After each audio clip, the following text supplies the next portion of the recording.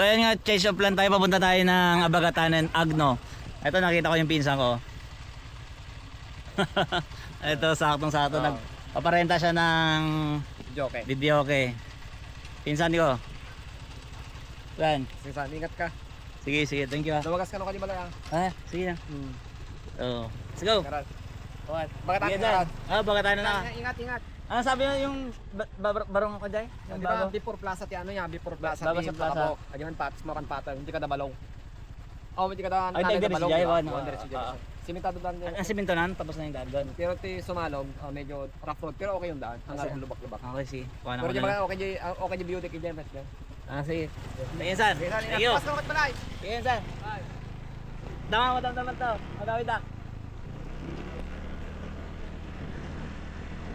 So ayun nga, change of plan, papunta tayo ng Abagatanan ngayon dahil sa yung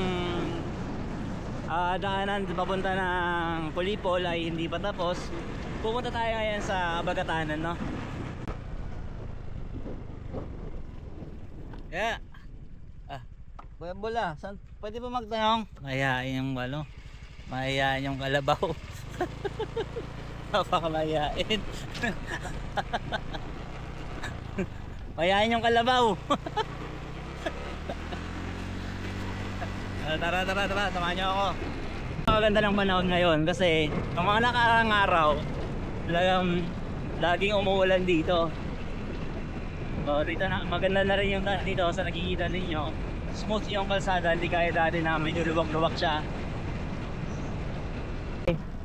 Simentado na yung kalsada ngayon. Napakalaki ng pinagbago. So pupunta kayo dito sa Abagatanan, galing kayo ng Patar, pwede kayong dumiretso dito. Maganda rin dito, ito yung shortcut. Hindi na kayo dadaan ng bayan ng Agno.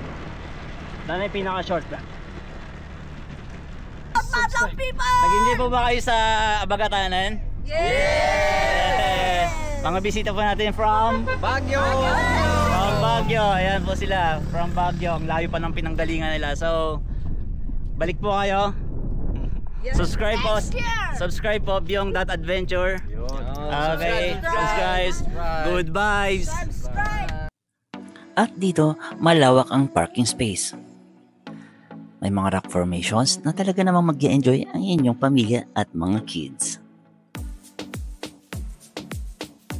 Meron ding water adventure na naghihintay sa inyo. Hindi rin ganun kalaliman ang dagat na ito at talagang safe na safe, wag lang kayong lalayo. Ito ang Agno River na nagdurugtong sa karagatan ng napakagandang Abagatanan Beach. Dito nga ay libre, wala kayong dapat bayaran. At tanging mga cottage at water adventure ang inyong pagkakagastusan. So ayun, nandito na tayo sa Abagatanan. So kakain na ako. May nakakapagod yung ating nilakbay, ano. So ayun, may baon ako. Tara, kain tayo. Yung ulam ko, pakita ko sa inyo.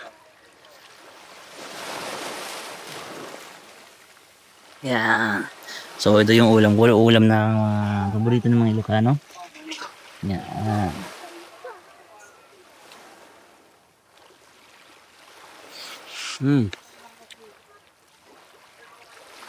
So peaceful.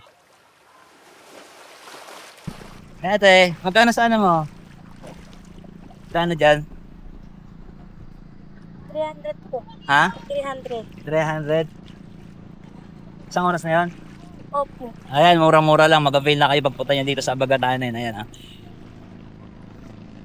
pwede sa mga pang picture parang sa Boracay. Ayan. Ikaw mismo yung sasama sa kanila? Opo. Okay. Gusto nila po ikot. Sila lang. Oo. Sa banana boat dito, magkano naman yung banana boat dito? 150 po. Per head. Per head, 150 per head. Okay, paano yung yung parang nakaupo sila? Ano ba yun, parang yung bilog na nakaupo sila? Yung kulay green po. Oo. 250 po isang tao. Pero apat lang. Ilang po ikot kasi. na yun? Hindi ko po alam. Kasi, Pero matagal-tagal din, ano? opo. Tapos maganda rin po yun. Okay. Sige, next time ha. Dadala ko mga friends ko. Apa. Okay, pangalan mo? Pangalan mo? Riza Jane po. Ano? Riza Jane Purpose. Krisa Jane. Riza po. Krisa Jane. Riza. Riza Jane. Oh. Okay, nice to meet you, Riza Jane. Thank you. Kinilangan ng mga tropa natin. Binigyan ako ng scramble. Thank you boss. Thank you sa scramble. Kaya ano pang inaantay mo kaibigan? Umasyal ka na dito sa Abagatanan, Agno Beach.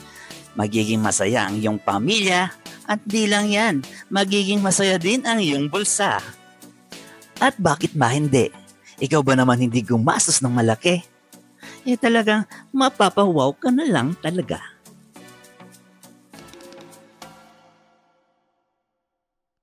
So, ayun nga. Mayroon akong pinagdanawan kaninang bakan. Naalala niyo ba? Ayun, nagtawag na siya ng isang batalyon. Ngayon, ang problema paano tayo lulusot dyan?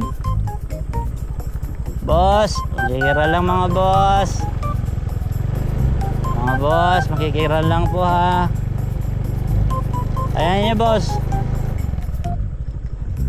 Gusto niyo po ba ng bulalo? Bibigyan ko kayo ng bulalo. Pagluluto ko kayo ng bulalo. Ay, hindi boss, joke lang.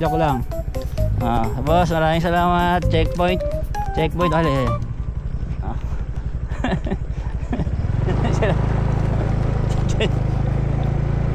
Mas tingin sa akin.